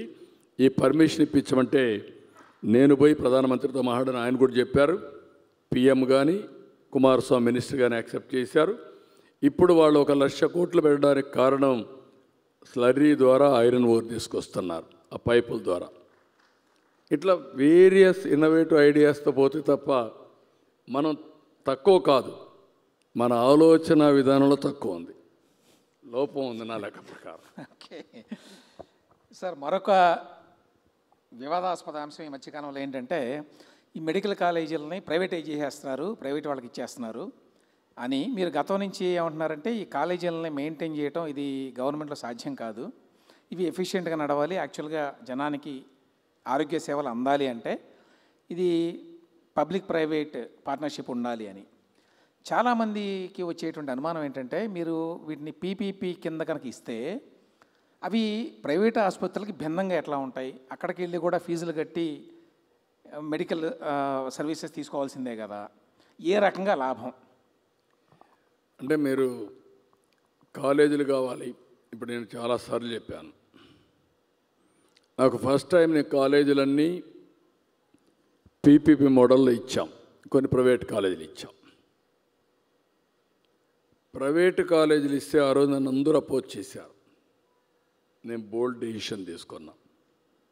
ఆ రోజు 25-30 ఇంజనీరింగ్ కాలేజీలు ఉంటే over a period of time 200 పైన చేశాం. రంగారెడ్డి జిల్లాలో 8 హై స్కూల్స్ లేవు, 10-15 హై స్కూల్స్ లేవు. ఇప్పుడు ఎన్ని కాలేజీలు ఉన్నాయి? ఊరికి ఒక ఇంజనీరింగ్ కాలేజ్ వచ్చింది. దీంతో ఏమైంది? ఒకప్పుడు తెలంగాణలో స్కూల్స్ లేవని నేను ఒక జివో తీసుకొచ్చా. Every 1 kilometre elementary school, 3 kilometre upper primary school, every 5 kilometre high school, every mandal junior college, every revenue division engineering college, every district medical college. ఇవన్నీ 2 ఆలోచనలు. ఇక్కడ నేను చేయాలంటే గవర్నమెంటే చేయాలంటే 20 ఏళ్ళు పడుతుంది. దీంతో గవర్నమెంట్లో చేయగలట్టు చేశాం. గవర్నమెంట్లో చేయలేనటువంటి ప్రైవేట్ తీసుకొచ్చాం. అందులో రిజర్వేషన్స్ ఉన్నాయి. అందులో పేద పిల్లలకి స్కాలర్షిప్లు ఇచ్చాం. పేదవాళ్ళకు అన్యాయం జరగకుండా తీసుకొచ్చాం. కాబట్టి ఈరోజు రైతు కూలీలు ఐటీ ప్రొఫెషనల్స్ అయ్యారు, లేకుంటే కూలీ బిడ్డలు అయ్యారు. That is the vision. అందుకే నాలెడ్జ్ ఎకానమీలో నెంబర్ 1 అయ్యామంటే ఆ రోజు తీసుకున్న బోల్డ్ నిర్ణయం. నేనేదో ఒక 4-10 ఎకరాలు ఇచ్చేసాను, కాలేజీ అయిపోయింది అంటే కరెక్ట్ కాదు. అది ఎన్ని కాలేజీలు కట్టారు చెప్పనండి 5 ఏళ్లలో. కాలేజీలు కట్టకుండా కాలేజీలు కట్టామని చూపించడం ఇది కరెక్ట్ నిర్ణయం కాదు. ఇది కూడా పీపీపీ మోడల్. ఈరోజు ఆ కాలేజీ ఏ స్థాయిలో ఉందో ఆ స్థాయి నుంచి ఫార్వర్డ్ తీసుకుపోవడానికి వాళ్ళు పెట్టుబడులు పెడితే అది కూడా ఓపీ ఫ్రీ, గవర్నమెంట్ ఆధ్వర్యంలో రన్ అవుతాయి. అంటే వాళ్ళ కోఆపరేషన్ గవర్నమెంట్. అదే మాదిరిగా మాకు ఎన్టీఆర్ వైద్య సేవ ఉంది. వైద్య సేవ పేషెంట్లకు 70% రిజర్వేషన్స్ ఇవ్వాలి. మోర్ డీటెయిల్స్ కావాలంటే మా మంత్రి గారు ఇక్కడే ఉన్నారు. అన్ని తరోగా ఆలోచించి 2-3 సంవత్సరాల్లో 17 మెడికల్ కాలేజీల ఆపరేషన్లు ఇచ్చేయాలనే ఉద్దేశంతో ఈ నిర్ణయం తీసుకున్నాం. మీరే అన్నారు, నేను ఒక పక్క సూపర్ 6 ఇవ్వాలి, ఇంకొక పక్క అభివృద్ధి చేయాలి. అందులో వినూత్నమైన ఆలోచనే ఈ ఆలోచన. ఆ విషయం గుర్తుపెట్టుకోవాల్సిందిగా ప్రజలందరికీ విజ్ఞప్తి చేస్తున్నా. సరే, అదే సమయంలో మీరు ఏ ఒక్కరికి కూడా అన్యాయం జరగదు. ఈవెన్ ఓపెన్ కాంపిటీషన్లో వచ్చే సీట్లు కూడా ముందు కంటే ఇంకా ఎక్కువ ఉంటాయి. ముందు 42% ఉంటుండే 50% ఇప్పుడు ఈ అందరికీ సీట్లు అందుబాటులోకి వచ్చే పరిస్థితికి వస్తుంది. నెంబర్ ఆఫ్ సీట్స్ పెరుగుతాయి. ప్రభుత్వ కోటా కింద ఉంటుందండి. ప్రభుత్వ కోటా కింద 50% సీట్లు మొత్తం జనరల్ కోటా కింద వస్తాయి. ఆ డీటెయిల్స్ అని చెప్తాను ఇంకొకసారి. ఓకే, మేము చాలా డీటెయిల్స్ అని నేను ఇస్తాను. నేను ఏ నిర్ణయం తీసుకున్నా తరోగా 1కి 100 సార్లు ఆలోచించి ప్రజల కోసం తీసుకున్న నిర్ణయాలు తప్ప రాజకీయంగా కాదు. కొంతమంది రాజకీయంగా మాట్లాడితే నేను వాళ్ళకే వదిలిపెడుతున్నా. కొంతమంది బెదిరిస్తే ఇక్కడ ఎవరు భయపడే వాళ్ళు కూడా లేరని మరొకసారి విజ్ఞప్తి చేస్తున్నా. సరే, అదే సమయంలో మీరు అందరికీ ఆరోగ్యం అని చెప్పి యూనివర్సల్ హెల్త్ కేర్ అని చెప్పి ప్రపోజ్ చేశారు మన క్యాబినెట్లో. యూనివర్సల్ హెల్త్ కేర్ అంటే రాష్ట్రంలో ఉన్నటువంటి ప్రతి ఒక్క వ్యక్తికి, ప్రతి కుటుంబానికి ఆరోగ్య బీమా కల్పించే బాధ్యత ప్రభుత్వం తీసుకుంటోందా? అందుకని ఇప్పుడు ఏం చేసామంటే రాష్ట్రంలో ఎంతమంది ఉంటే అంతమందికి 2,50,000 వరకు ఇన్సూరెన్స్ చేశాం. అది మీకు కావచ్చు, ఇంకొకరికి కావచ్చు, ఎంత డబ్బులున్నా అందరికీ. అక్కడి నుంచి మిగిలిన వాళ్ళందరికీ ఎన్టీఆర్ వైద్య సేవ కింద అప్ టు 25 lakhs వరకు వాళ్ళకి ఆర్థిక సహాయం చేస్తున్నాం. మూడోది సంజీవని అని ఒక ప్రాజెక్ట్ తీసుకొచ్చాం. బిల్ గేట్స్ ముందుకు వచ్చారు ఫౌండేషన్ ద్వారా చేయడానికి. అన్నీ కూడా డిజిటల్ హెల్త్ రికార్డ్స్. ప్రతి ఒక్క వ్యక్తి ఆరోగ్యం గురించి ఆన్లైన్లో పెడతాం. ఈ మెడికల్ స్టాఫ్ అంతా కూడా ఆన్లైన్లోకి వస్తారు. ఏఐ తీసుకొస్తాం. దాని పేరే సంజీవని అని పెట్టాను. సంజీవని అనే పేరు పెట్టిందానికి కారణం మీరు చూస్తే చరిత్ర చూసిన వాళ్ళందరికీ మీకు ఒక ఐడియా ఉంటుంది. లక్ష్మణుడు మూర్చపోయినప్పుడు బతికించుకోవాలంటే ఏం చేయాలంటే సంజీవని మొక్క కావాలన్నారు. అప్పుడు హనుమంతుడు చెప్తే నేరుగా పోయి మొక్క ఏంటో తెలియకుండా పర్వతాన్ని తీసుకొచ్చాడు. అందులో మొక్క తీసి వైద్యం చేస్తే లక్ష్మణుడు బతికించుకున్నారు. అదే మాదిరిగా ఈరోజు సంజీవని ప్రాజెక్ట్లో ప్రపంచంలో ఉండే మెడికల్ నాలెడ్జ్ అంతా తీసుకొచ్చి ఆర్టిఫిషియల్ ఇంటెలిజెన్స్ ద్వారా ఏ పేషెంట్కు ఏ వైద్యం కావాలో దాన్ని ఇవ్వడానికే సంజీవని అనే పేరు పెట్టాం. Prevent to health, curate to health and real time monitoring మూటికి వెళ్తున్నాం. ఇది జరిగితే it is a game changer. నాకు బిల్ గేట్స్ ఒక మాట అడిగారు, నేను ఇది ప్రపంచం అంతా తీసుకుపోవాలనుకుంటున్నాను. అయితే ఇది చేసి ఒక ప్రూఫ్ ఆఫ్ కాన్సెప్ట్ తయారు చేయాలంటే నాకు ఎక్కడ కూడా ఆ నమ్మకం రావడం లేదు. మీరు నాకు 96, 97లో ల్యాప్టాప్ తీసుకొచ్చి గవర్నమెంట్ డేటా అంతా చూపించారు. కాబట్టి మన ఇద్దరం కలిసి ఈ ప్రాజెక్ట్ చేద్దాం. నేను నాలెడ్జ్ ఇస్తాను, టెక్నాలజీ తీసుకొస్తాను, మీరు టీసీఎస్ ఇలాంటి వాళ్ళు పెట్టి ప్రూవ్ చేయండి. ఇది ప్రూవ్ చేస్తే ఇక్కడ కానీ సక్సెస్ అవుతానే జాతీయ స్థాయిలో దీన్ని రిప్లికేట్ చేయొచ్చు, వేరే దేశాల్లో కూడా చేయొచ్చు. అంటే అది నా మనసుకు దగ్గరుండే ప్రాజెక్ట్. నేను ఒకటే ఆలోచిస్తున్నా. నేను మొన్న ఒక మాట మాట్లాడితే చాలామంది అన్నారు, భగవంతుడు ఎప్పుడు రామ్దేవ్ బాబా ఒకటి చెప్తూ ఉంటాడు, భగవంతుడు మనుషులకి 120 సంవత్సరాలు ఇచ్చాడు, కానీ 120 సంవత్సరాలు తినవలసిన తిండి 30-40 సంవత్సరాలు తినేస్తున్నాం. దానివల్ల లేనిపోని సమస్యలు వస్తున్నాయి. మన లైఫ్ స్టైల్స్ కూడా రకరకాలుగా తయారయ్యే పరిస్థితి వచ్చింది. నేను నవ్వుతూ మనం కానీ preventive health, real time monitoring, ఇప్పుడు మీరు చూస్తున్నారు హాస్పిటల్స్ అన్నీ 5 స్టార్ హోటల్స్ అయిపోయినాయి. ట్రీట్మెంట్ కంటే స్టేకి ఎక్కువ డబ్బులు ఖర్చు అయ్యే పరిస్థితి వచ్చింది. అంటే ఇవన్నీ కూడా రియల్ టైం మానిటరింగ్ వచ్చాయని చాలామంది అంటూ ఉంటారు. నేను ఓరా పెట్టుకున్నాను. ఈ రింగ్ చూస్తే తెల్లవారితో నిద్రలేస్తానే నా స్లీప్ స్కోర్, నా బీపీఎం, లేకపోతే నా రెడీనెస్ ఇవన్నీ ఉంటాయి. డల్గా ఉంటే ఇంకొక అర్ధగంట ఎక్కువ నిద్రపోతా, లేకుంటే కరెక్ట్గా వేసి ఎక్సర్సైజ్కి పోతాను. అంటే ఈరోజు వేరబుల్స్ ఎంతవరకు వచ్చాయంటే ఒక ప్రెగ్నెంట్ లేడీని ఎప్పుడు హాస్పిటల్కి పిలిపించాలనో అదే సమయంలో పిలిపించాడుగా. ఆవిడికి రేపు రాబోయే రోజుల్లో బీపీ ఉన్నా లేకుంటే డయాబెటీస్ ఉన్నా రియల్ టైం మానిటర్ చేసే పరిస్థితికి వస్తుంది. అంబులెన్సెస్ ఉన్నాయి, నేరుగా పోయి హాఫ్ అన్ అవర్ ముందు హాస్పిటల్ తీసుకొచ్చే పరిస్థితి వస్తుంది. పక్క రూమ్లో పేషెంట్ని పెట్టి ఇంటెన్సివ్ కేర్లో ఎట్లా మానిటర్ చేస్తున్నామో భవిష్యత్తులో ఇంటి దగ్గరుండే పేషెంట్ని కూడా మనం మానిటర్ చేసే పరిస్థితి వస్తుంది. ఇలాంటివన్నీ కూడా సాధ్యమవుతున్నాయంటే మళ్ళా టెక్నాలజీ ఒక గేమ్ చేంజర్. ఊహించని టెక్నాలజీ ఈరోజు వచ్చింది. ఈ విషయం మనందరం గుర్తుపెట్టుకోవాల్సిన అవసరం ఉంది. సార్, ఇప్పుడు ఆ సంజీవని అంటే మొత్తం హెల్త్ ఇన్ఫర్మేషన్ని స్టోర్ చేసి దాన్ని రాష్ట్రంలో ఉండే ప్రతి ఒక్క వ్యక్తికి, లేకపోతే తర్వాత దేశంలో ఉండే ప్రతి ఒక్క వ్యక్తికి మొత్తంగా బాడీ స్కానింగ్ చేసినట్టు తెలుసుకోవడానికి ఏ ప్రాబ్లమ్స్ ఉన్నాయో రావచ్చు అనేది అని కూడా కాదు. బేసిక్ టెస్ట్లు అయిపోయిన తర్వాత వల్నరబుల్ పేషెంట్స్ ఉంటే 3 నెలలకు ఒకసారి బ్లడ్ టెస్ట్ చేసి ఒక 30 to 40 పారామీటర్స్ టెస్టులు చేస్తూ దాన్ని బేస్ చేసుకొని ట్రీట్మెంట్ ఇవ్వడం, మెడిసిన్స్ కానీ ఫుడ్ కానీ ప్రిస్క్రిప్షన్ కానీ రియల్ టైం మానిటర్ చేయడం. That type of track record, me health record అంతా ఉంటుంది. దాన్ని బట్టి ఏమేం చేయాలనో ఎప్పటికప్పుడు ఆర్టిఫిషియల్ ఇంటెలిజెన్స్ ద్వారా మీకు గైడ్ చేస్తూ ఉంటాం. అది ఇప్పుడు గవర్నమెంట్ తరఫున చేయాలని ప్రయత్నం. Government bill gates. అట్లాగే ఇప్పుడు ఈ యూనివర్సల్ హెల్త్ కేర్ కింద రాష్ట్రంలో ఉన్న ప్రతి ఒక్క వ్యక్తికి 5 కోట్ల మందికి ఇన్సూరెన్స్ ఇస్తారండి. 2.5 lakh 2,50,000 యూనిఫామ్గా 5 కోట్ల మందికి ఉంటుంది. అంటే గవర్నమెంట్ ప్రీమియం పే చేస్తుంది, మేమే పే చేస్తాం ఇన్సూరెన్స్ కంపెనీకి. ఇది చాలా అవదండి. ఎంతైనా that is our commitment, we are doing. Okay, చాలా దీనివల్ల చర్చ కూడా ప్రారంభం అవుతుంది ప్రజల్లో మీ ఆరోగ్యం గురించి. నేను చెప్పింది అప్పుడప్పుడు వింటా ఉండండి. ఇప్పుడు ఏజ్ అనేది పెద్ద ఇష్యూ కాదు, గుర్తుపెట్టుకోవాలి మీరు. కానీ మీ జీవితాన్ని మనం ప్లాన్ చేసుకోవాలి ప్రాపర్గా. దానికి కావాల్సింది ఎక్కువ తినకూడదు, తక్కువ తినకూడదు, అవసరాన్ని కొద్ది తినాలి, న్యూట్రిషియస్ ఫుడ్ తినాలి, రాత్రుల్లో ప్రాపర్గా నిద్రపోవాలి. లేనిపోయిన ఆలోచనలు పెట్టుకొని నిద్రపోకపోతే అక్కడి నుంచి సమస్యలు వస్తాయి.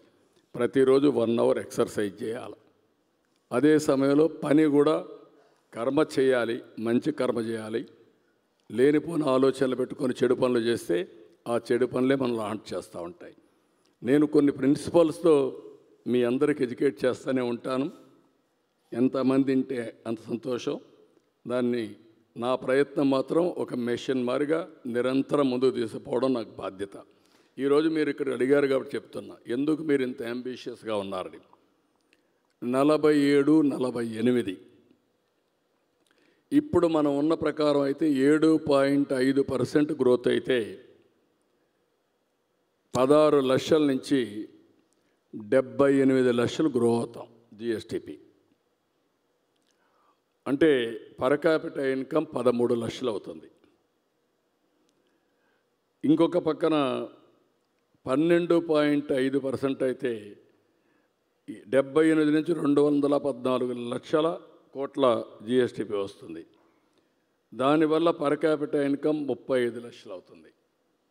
అదే కానీ 15% గ్రో అయితే 347 లక్షల కోట్ల రూపాయలు జిఎస్టిపి వస్తుంది. వాళ్ళ ఆదాయం 58 లక్షలు అవుతుంది. 13 లక్షలు రాబోయే రోజుల్లో డబుల్ గ్రోత్ అయితే 58 లక్షలు. అంటే ఎన్ని రెట్లు ఎక్కువ ఆలోచించుకోండి. దగ్గర 4 రెట్లు 4.5 రెట్లు ఎక్కువ వస్తుంది. That is the difference. అందుకనే ఆలోచన విధానం దాన్ని అమలు చేయడం కోసం ఆలోచిస్తున్నాం. అందుకే ఇవన్నీ కూడా మీకు ఈ లెక్కలు కానీ అర్థమైతే, కొంతమంది ఏం చేస్తున్నారంటే ఒక ఇండస్ట్రీ పెడుతున్నారు. ఒకసారి ఇండస్ట్రీ సక్సెస్ అవుతానే ఫాస్ట్ గ్రోత్కి వెళ్ళిపోతున్నారు. ఎకానమీ కూడా అంతే. కాబట్టి మీరు అడిగారు కాబట్టి మీరు ఎట్ట సాధిస్తారని చెప్పి అన్నారు. నేను ఎప్పుడు అదే అంటూ ఉంటాను, 5 ఏళ్లకు ఒకసారి మళ్ళా ప్రజలు మార్చుకుంటే ఇది వైకుంఠపాళి మారిగా తయారవుతుంది. పైకి ఎక్కడం, మళ్ళీ కిందికి పడడం, దాన్ని సరిచేయడం, దీనికే సరిపోతుంది జీవితాంతం. అది లేకుండా సుస్థిరంగా ఆలోచిస్తే రాబోయే రోజుల్లో అందరి భవిష్యత్తు బంగారు భవిష్యత్తుగా ఉంటుంది. సార్, మీరు ఇప్పుడే అందరికీ ఒక సలహా ఇచ్చారు, రాత్రిపూట శుభ్రంగా నిద్రపోండి అని. చిన్న చిన్న సమస్యలకే జనానికి నిద్ర పట్టదు సరిగా. మీకు పొద్దున్న లేస్తే బోల్డెన్ సమస్యలు ఉంటాయి కదా, విమర్శలు, సమస్యలు, డబ్బులు, నిధులు, పాలసీలు, ఇట్లాంటివన్నీ. వాటన్నిటినీ పట్టించుకోకుండా అంత ప్రశాంతంగా ఎట్లా నిద్రపోగలుగుతున్నారు? నేను అందుకే చెప్పాను, నేను తప్పు చేయను. నాకు ఒక నిర్దిష్టమైన ఆలోచన ఉంది. మీరు ఒక మాట చెప్పారు. నేను జీవితంలో చాలా పనులు చేసుకుంటూ వచ్చాను. ఈరోజు నా జీవితాశయం P4 ద్వారా, పబ్లిక్ ప్రైవేట్ పీపుల్స్ పార్ట్నర్షిప్ ద్వారా చాలామందిని స్ఫూర్తి కలిగించి, అదే కాకుండా ప్రభుత్వ విధానాల ద్వారా పేదరికం లేని సమాజం నెంబర్ 1, ఆర్థిక అసమానతలు తగ్గించే సమాజం కోసం నేను నిరంతరం పనిచేస్తా. అది ఉన్నంత వరకు ఏ తప్పు చేయను, చేయాల్సిన అవసరం లేదు. మా కుటుంబానికి కూడా మీకు అందరికీ ఐడియా ఉంటుంది. 30 ఏళ్ల మునుపు ఒక చిన్న కంపెనీ పెట్టాను, ఒక చిల్లింగ్ సెంటర్తో స్టార్ట్ చేశాం. నేను ఆ రోజు కూడా ఆలోచించిన విధానం మీరు గుర్తుపెట్టుకోవాల్సింది, రాజకీయాల్లో ఉండే మేము లైవ్లీహుడ్ కోసం రాజకీయాలపైన ఆధారపడితే సరైన నిర్ణయాలు తీసుకోలేం. కాబట్టి ఫ్యామిలీకి ఏదో ఒకటి చేయాలని ఆ రోజులను చేశాను. ఆ కంపెనీ మా మిస్సెస్ కానీ మా పిల్లలు కానీ చూసుకున్నారు. ఇప్పుడు వాళ్ళకి ఏమి ఇబ్బంది లేదు. నేను పనిచేసేది మొన్న కూడా చెప్పాను, నేను నా చివరి రక్తపు బొట్టున్నంత వరకు, చివరి శ్వాస ఉన్నంత వరకు ఈ సమాజం కోసం పనిచేస్తా, లాజికల్గా తీసుకెళ్తా. కాబట్టి అది చేసినప్పుడు ఇంకా నాకు టెన్షన్ లేదు, నిద్ర రాదనే మాట లేదు. ఎప్పుడు పడుకున్నా మళ్ళా లేసే వరకు సౌండ్ స్లీప్ ఉంటుంది. కాబట్టి మీకు ఆ డౌట్ అవసరం లేదు. Thank you sir, thank you very much అండి. ఇవాళ ఎంత బిజీ షెడ్యూల్ ఉంది. యాక్చువల్గా మార్నింగ్ ఢిల్లీ కూడా వెళ్ళొచ్చారు ఉపరాష్ట్రపతి ప్రమాణ స్వీకారానికి. అయినా కూడా వే2 న్యూస్ వారి ఈ ప్రోగ్రాంకి వచ్చి ఇంత టైం స్పెండ్ చేసినందుకు మీకు ధన్యవాదాలండి. మళ్ళీ ఒకసారి రాజుగారికి, వే2 మీడియా అధినేత రాజుగారికి మనస్ఫూర్తిగా మీ అందరి తరపున అభినందనలు. ఫస్ట్ టైం చరిత్రలో నేను చాలాసార్లు చూశాను, కానీ ఇలాంటి మంచి కార్యక్రమానికి శ్రీకారం చుట్టడం, అది కూడా వే2 మీడియా కూడా ఒక స్టార్టప్ కంపెనీ. అవునండి, ఒక స్టార్టప్ కంపెనీ. నాలెడ్జ్ ఎకానమీలో వినూత్నమైన ఆలోచన 19 ఏళ్లకు మునుపు చేశాడు. ఈరోజు బ్రహ్మాండంగా చేస్తున్నాడు. తెలుగు, తమిళ్, రేపు రాబోయే దక్షిణ భారతదేశం మొత్తం చేసి ఉత్తర భారతదేశానికి కూడా వెళ్ళి ఆన్లైన్ న్యూస్ సర్వీస్లో బ్రహ్మాండంగా సర్వ్ చేయాలని మనస్ఫూర్తిగా ఆకాంక్షిస్తూ వారి యొక్క ప్రేక్షకులందరికీ నా అభినందనలు, ధన్యవాదాలు. Thank you. Thank you very much sir. Raju గారిని విచ్చేసి ముఖ్యమంత్రి గారిని సత్కరించవలసిందిగా మనవి చేస్తున్నాం. Thank you very much for the insight sir. Andhra Pradesh decade from now ఎన్నో ఇంట్రెస్టింగ్ విషయాలు చెప్పారు. ఎడ్యుకేషన్, నాలెడ్జ్, అభివృద్ధి, సంక్షేమం, ప్రజా ఆరోగ్యం,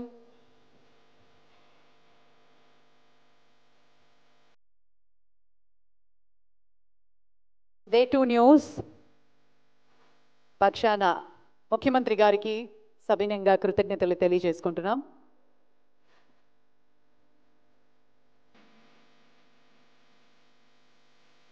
Ramesh garu, thank you very much sir. Fantastic it was. Thank you. Ramesh గారికి మెమెంటో అందించవలసిందిగా రిక్వెస్ట్ చేస్తున్నాం. రమేష్ గారికి chief operating officer Way 2 news Shri Prabhakar Valluri garu memento అందిస్తారు.